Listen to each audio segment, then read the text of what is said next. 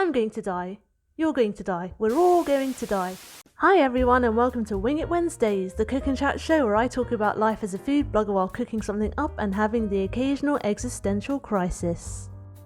And today I'm whipping up these no-bake, raw vegan Millionaire shortbread squares while giving you 4 tips on starting a blog in a world where everyone is blogging about everything and everything that can be blogged about has been blogged about. Yes. Before we start, I'm just going to do a tiny bit of preamble about what we're making today. If you'd like to skip this and go straight to the tips, then check out the timestamps down below where I've set out what I'm going through in this video, so you can just skip right ahead. If not, please stay. You can choose to use 100% technically raw ingredients for this, so I'm using raw dates here. You can use raw cacao powder, raw agave nectar, raw yacon syrup, but you can also use things like maple syrup, which is cooked to smithereens, so it's not technically raw. Or you can also use honey, which can be raw but is counted by many as not vegan because, you know, bees. I'm neither on a raw nor vegan diet, by the way. I just really love this kind of food, it's delicious. You don't have to be raw vegan to appreciate raw vegan food. And you don't have to be 100% raw in your ingredients for this either. You can just use regular cocoa powder that you can get from the supermarket, for example. Now, as you can probably tell, the secret ingredient, which is for the caramel, is dates. Are dates, plural. There are more than one date. Is more than one date. I'm really not doing well here, am I? There's a reason why I'm a copywriter by day and not a YouTuber. I can barely string a sentence together when I'm talking, but for some reason when I'm typing, I can write for days. It's really weird. The other secret ingredient is coconut flour, and haha, that is a singular. You can use 100% almond flour, but I find that the coconut flour gives it that slight biscuity texture and a little bit of creaminess that kind of emulates shortbread. It's really magical. Give it a go. Now let's talk about how to start a blog when the market is already up to its eyeballs in bloggers. It can be lucrative, yes, although less and less so for smaller bloggers like myself, because platforms like Instagram and YouTube are openly favouring huge celebrities over the creators that actually made their platform popular, sadly. Alas, that's business for you.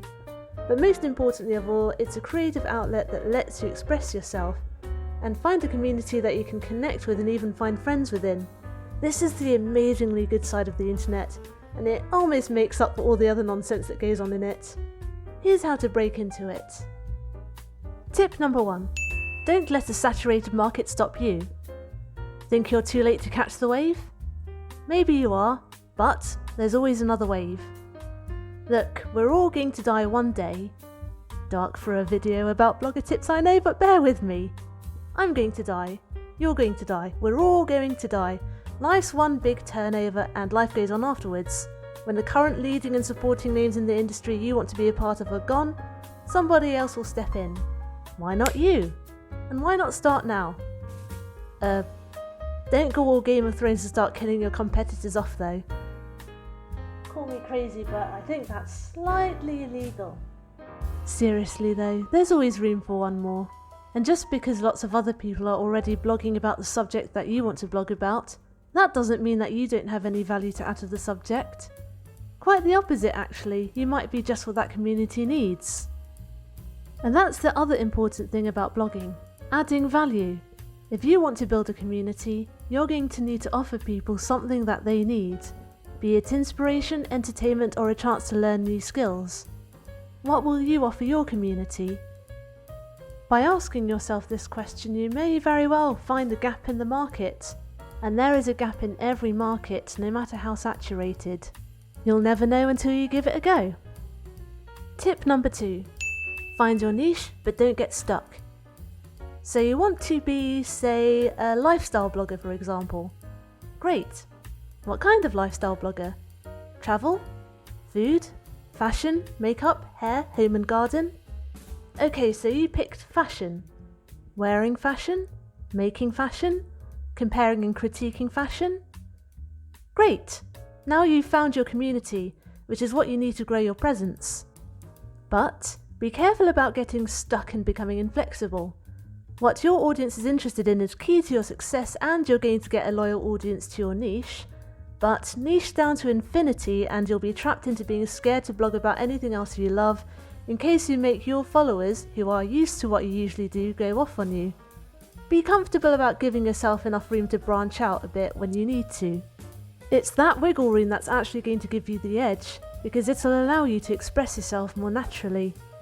I'm kind of stuck with my username Tashcakes now. I've been Tashcakes on the internet for over 8 years, and Tashcakes to my friends for a couple of decades, which is quite frankly terrifying. As you can imagine, it started because I can make really nice cakes, which yes, I'm proud of. But I'm more than just a cake baker. I love cooking all kinds of foods, and I know about lots of different kinds of foods and cooking techniques too. So if I just blogged about cake and nothing else, I'd get bored. Bored and diabetic, probably. Anyway, funnily enough, it was exactly when I broke out of my self-made prison of cake that I really started to grow on social media, because I started being able to express myself more creatively. Having said that, there's the next point to bear in mind. Tip number 3. Accept that everything has been done before. There are hundreds of millions of other bloggers and literal millions of others blogging about the exact same thing as you. Insert hyperventilating here.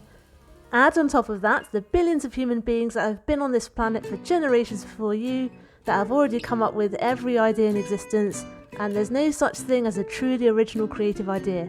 Not in the literal sense anyway. But the fact that everything's been done before isn't an excuse to roll over and give up. If Beethoven didn't pick up the piano because Mozart was already a rock star of his time, we'd never have the Moonlight Sonata.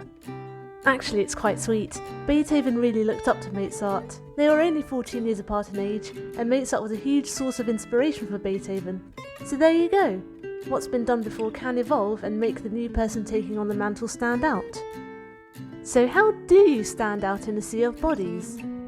I swear I'm not trying to make this whole video about death and mortality on purpose. I don't know what's going on with me today. The answer is... Tip number 4. Be yourself. I know it's cheesy, but nobody else is you. Nobody else has seen the world through your pair of eyes. Nobody else has felt your feelings at the specific points of times as you have for those specific reasons. Nobody else understands things in the exact way your brain understands. People can come close with empathy and sympathy, but they can never be you. Now, how are you going to share that with the world? After all, you only have this one life. Might as well start now and put yourself out there. Unless you believe in heaven and social media exists in heaven. I really hope social media doesn't exist in heaven. Maybe it does in hell. That would make way more sense. No, are we in hell right now? Thanks for watching and or listening. I hope you enjoyed today's video and found something in it useful, and I hope you'll join me next Wednesday for my next one. Find the full recipe for my raw vegan millionaire shortbread on tashcakes.com, and find me on Instagram as tashcakestastes, where I spend most of my days. Subscribe and hit the notification bell if you'd like to see more. Comment down below if you'd like me to talk about anything in particular, and I'll see you guys later. Stay safe, be nice, and have a good week.